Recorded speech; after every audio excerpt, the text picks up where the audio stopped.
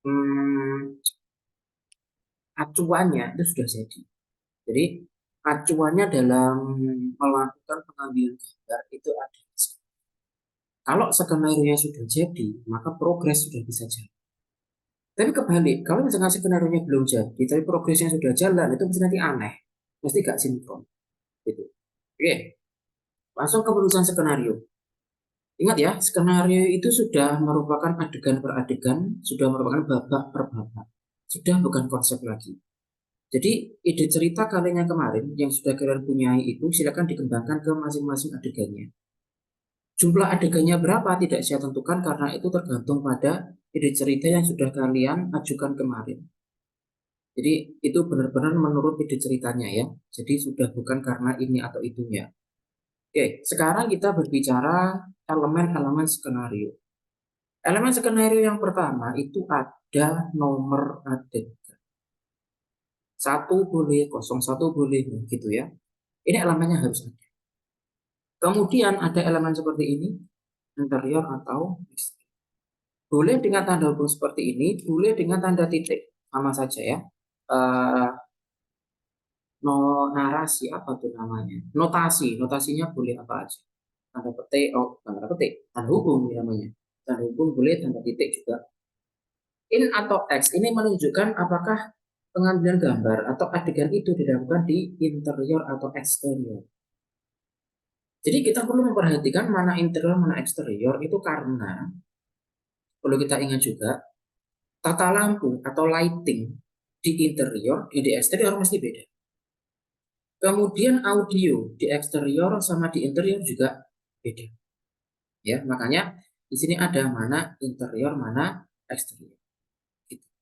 Dibedakan. Oke.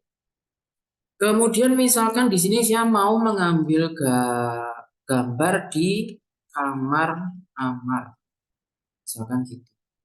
Berarti kalau kamar, yo, ya. Kamar Amar D1. D1. D itu hari ya, hari ke-1, hari kedua, hari ketiga, dan seterusnya. Nah, mana yang kita sebut hari 1, hari 2, hari 3, itu tergantung pada ide ceritamu. Jadi, ide ceritamu itu apakah cerita itu berjalan di hari pertama, atau cerita itu berjalan di hari kedua. Meskipun juga ada beberapa penulis skenario itu yang mengatakan sebagai day one, ada juga yang mengatakan night one, gitu juga ada. Ya, jadi dia nge-split di itu berarti siang, night berarti malam. Boleh kalian tulis seperti ini. Tapi ini opsional ya. Day or night-nya ini opsional. Karena yang paling banyak digunakan ya ini day one ini saja. Itu. Kemudian baru elemen yang kedua di sini kita berikan narasi. Narasinya misal ada narasi di dalam kamar Amar ada sebuah kapsul berukuran queen size. Di atas kasur ada sebuah novel terjemahan. Sedangkan Amar tampak sedang duduk termenung di pojok. Nah, ini sudah adegan. Jadi bukan konsep lagi. Jadi kalau konsep kalian akan mengatakan Amar sekarang sedang sedih, sedang gundah gulana karena cewek yang dia taksir ternyata nolak, misalkan gitu. Itu konsep, ya. Tapi kalau sudah merupakan adegan itu kayak gini. Di dalam kamar, kasur, dan seterusnya, ada bukunya, kemudian Amar duduk, ya kata kerja ya, di mana di pojokan.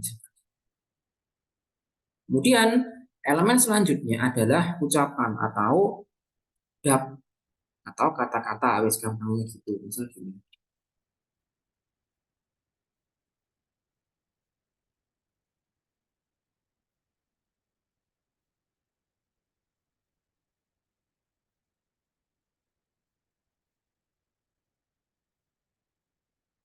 Nah, ini namanya adegan. Ya, ada orangnya, kemudian apa yang dia ucapkan. Gitu. Meskipun ada peluang, ada peluang aktor itu melakukan improvisasi, biasanya gitu ya, kata-kata yang sering kita dengar. Tapi perlu Anda ingat teman-teman bahwa improvisasi yang mereka lakukan pun itu pada dasarnya apa yang tertulis di skenario ini. Boleh improvisasi, tapi nggak jauh-jauh dari ini. Karena kalau improvisasinya terlalu jauh, nanti malah nggak nyambung dengan cerita yang akan dibawa. Gitu. Nah, setelah ini misal baru kita berikan transisi. Transisi yang paling umum ya nih, cut to namanya. Jadi ya cut gitu aja dari adegan ini terus ke adegan berikutnya. Kemudian bisa juga di sini kalian berikan fade in atau out. Kemarin ya sudah kita pelajari tentang fade in, fade out. Atau di sini juga bisa kalian berikan misal di soft. Nah, fade in maupun baru kita melangkah ke adegan kedua. File eksterior. X ya. Jadi sebetulnya di luar. Jadi itu fungsinya mana in, mana X. Gitu. X misalkan apa itu jalan, oh alun-alun, taman, taman Merjosari, night one. Nah, misal gini, di tempat duduk yang paling ujung di bawah lampu sorot orang jualan cilok, Marsa dan atau sedang duduk. Hanya duduk tanpa banyak berkata.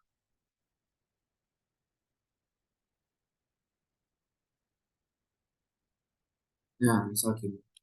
Ini adegan. Langsung ke adegan sekali lagi ya, jangan konsep. Jadi mereka itu ngapain?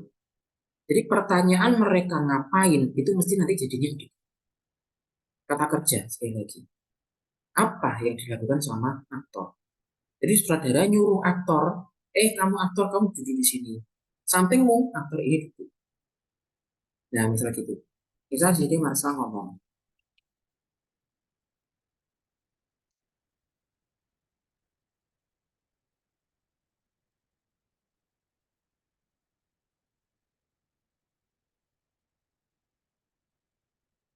misal ini saya perkenalkan Anda dengan istilah voice over. Anak-anak.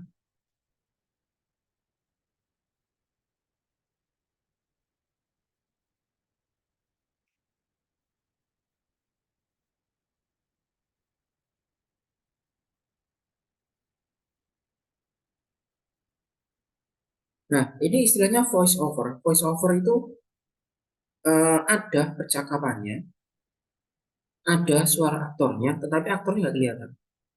Jadi aktornya sengaja nggak dilihatin. Nah, itu yang disebut dengan voice over.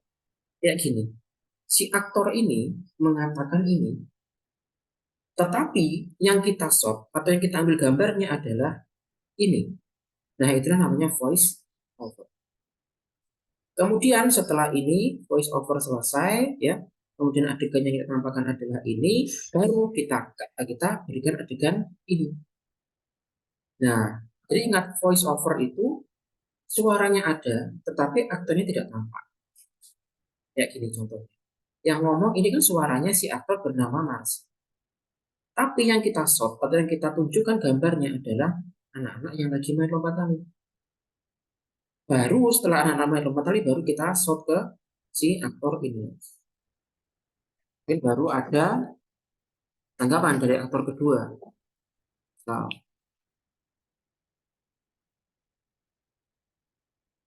Nah, misal gini. Kalau emang ada adegan lagi ya silakan, tapi kalau nggak ada adegan lagi ya sudah langsung di cut. Nah, ini baru contohnya dua ya, adegan satu, adegan dua. Nanti kalian teruskan seberapa banyak adegannya itu dipengaruhi sama bagaimana Anda menulis cerita kemarin. Bagaimana kamu menuangkan ide ceritamu itu ke dalam masing-masing. Nah, pada saat tekniknya nanti, pada saat kalian sudah mengambil gambar, itu nggak harus urut mengambil gambarnya itu. Jadi misal setelah ini di kamar Amar, terus kalian beres-beres lagi, pindah ke Taman Merjosari, nggak gitu. Jadi misal adegan di kamarnya Amar, ini ada beberapa. Misal adegan 1, adegan 7, 13, gitu misal.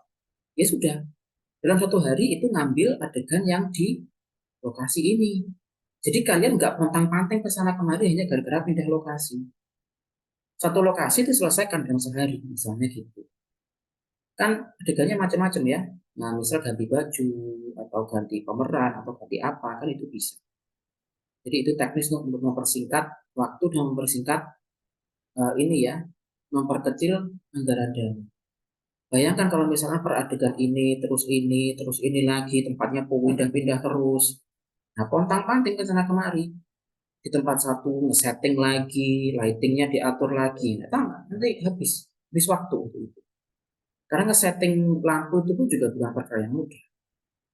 Tidak sekedar hanya tampak di depan, itu ya. Toh nanti editor akan mengatur mana setelah ini, kemudian masuk ke ini adegannya. Nah itu kalau file sudah diberikan ke editor semua, nanti juga bakalan paham. Makanya butuh alat biasanya. Namanya alatnya Clipper. Sebentar, saya kasih lihat alat Clipper itu kayak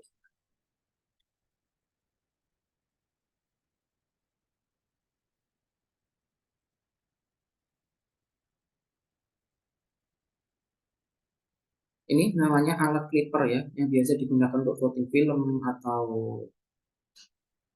syuting sinetron tuh ya. Nah, ini ada tulisannya nih, scene keberapa. Tadi ya sudah ada ya di skenario ya, nomor scene-nya itu. Ya di sini biasanya ada take. Take itu ya berapa kali diambil sampai ketemu mana yang paling sesuai dengan yang diharapkan. Misalkan adegan tadi Marsa sama Atof. Oke, satu, dua, tiga, action. Nah, cut ternyata sutradaranya nggak puas. Ulangin lagi, nggak puas lagi. Ulangin lagi, ada kekeliruan lagi. Ulangin lagi, ada kekeliruan lagi. Nah, itu namanya take. Misalkan scene 01, take 06. Nah, misalkan gitu. Nah, take 06 udah jadi bagus sesuai yang diharapkan misalkan. Itu namanya di wrap biasanya. Wrap up ya, gitu biasanya saudara bilang wrap up atau bungkus gitu biasanya. Maksudnya itu tag yang kita pakai. Sehingga editor nanti nggak perlu ngecekin file satu persatu. Jadi ada pencatat adegan. Scene 1 tag berapa yang kepake? Oh, scene 1 tag 6. Jadi editor tinggal pakai scene 1 yang tag 6 untuk diedit. Jadi nggak perlu retally file satu persatu gitu, nggak perlu. Gitu ya. Kalau zaman dulu kan kamera film itu pakai roll. Kalau mungkin sekarang ini kamu tulisin nama file gitu mungkin. Nah ini namanya clip. Itu kembali ke skenario yang tadi. Ini adalah elemen-elemen skenario. Jadi elemen-elemen yang tertulis di sini adalah yang pokok atau yang wajib.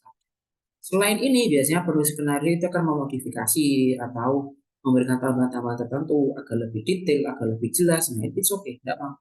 Sebagai pengembangan saja. Tidak apa-apa. Tetapi elemen-elemen yang sekarang tampak di layar Anda, inilah nanti yang saya cek. Misalkan interior di kamar Amar, saya tanya tata lampumu seperti apa. Ini kan X Taman Rojosari.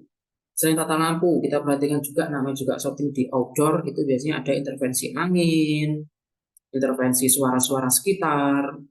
Apalagi di taman nih kayak gini, ada bocil-bocil main, bocil-bocil teriak-teriak. Bagaimana kamu mengantisipasi hal-hal itu ya. Jadi mulai sekarang nanti silakan bisa Anda bikin skenario untuk tugas kelompok Anda. Sementara nanti yang saya posting di GCR itu yang tugas pribadi, ada yang tugas individu. Dibedakan ya. Ada tugas individu, ada tugas kelompok. Tugas kelompok silakan Anda running sendiri. Ada yang manajemen sendiri kelompok Anda. Kapan Anda mulai shooting, apakah liburan ini kalian shooting atau gimana terserah Anda. Ya, karena itu proyek besar sehingga intinya saya minta pada saat UAS atau nanti ada kuis, nah Anda sudah punya progres. Kalau sudah UAS ya berarti wes mengumpulkan final, nggak ada cacicu lagi, nggak ada gimana-gimana, no excuse. Nanti digeser ada yang tugas pribadi, jadi bedakan ya. Silakan sampai sini jika ada pertanyaan.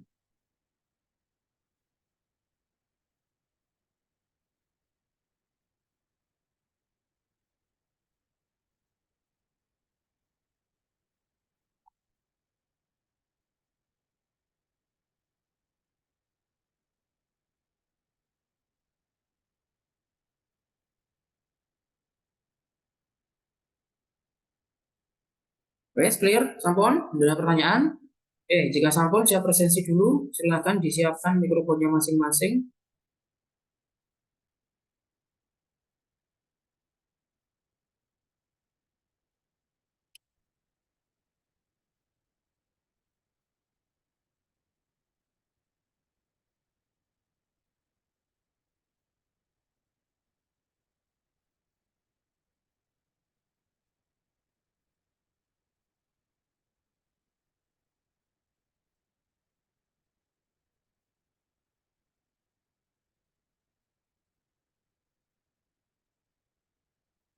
Atau Hadir, Pak.